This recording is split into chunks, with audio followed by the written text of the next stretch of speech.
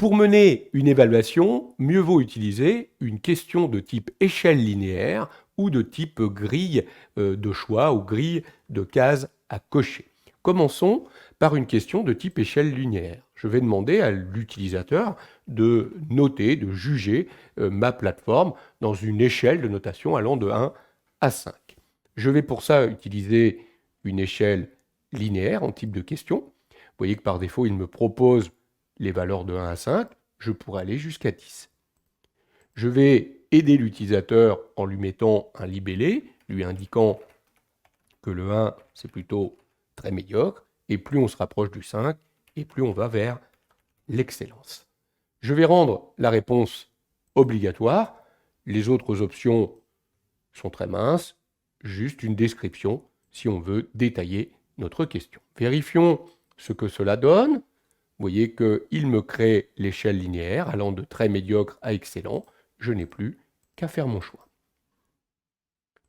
Je vais fermer, je vais quitter sans enregistrer la réponse du formulaire.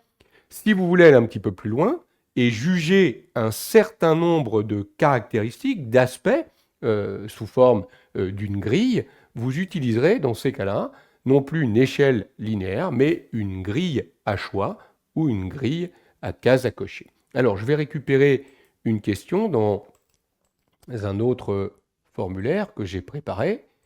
Voilà. Jugez chacun des aspects suivants.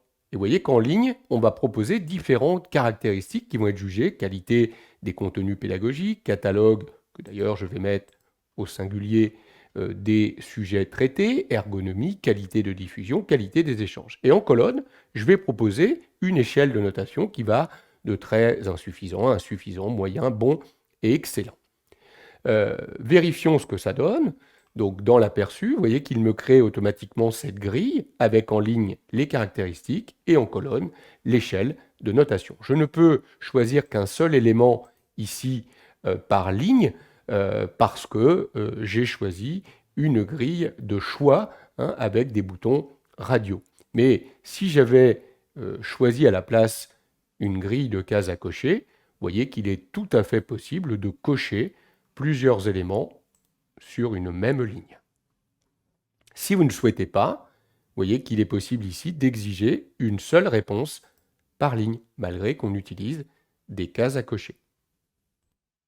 Moi, je vais rester dans une grille à choix. Même si vous n'exigez pas une réponse par ligne, vous ne pourrez mettre qu'une seule réponse par ligne. Notez qu'il est possible aussi de limiter à une seule réponse par colonne. Alors, je ne vais pas le faire ici, vous imaginez bien, sur ce type d'élément, puisque si j'exige finalement une seule réponse par colonne, dès que j'ai mis au moins un moyen, je n'aurai plus le droit de mettre un autre moyen sur une autre ligne. Donc, évidemment, ici, ça n'a pas d'intérêt. Voilà comment, très simplement, on peut mener une évaluation avec une échelle linéaire ou une grille permettant de juger plusieurs caractéristiques.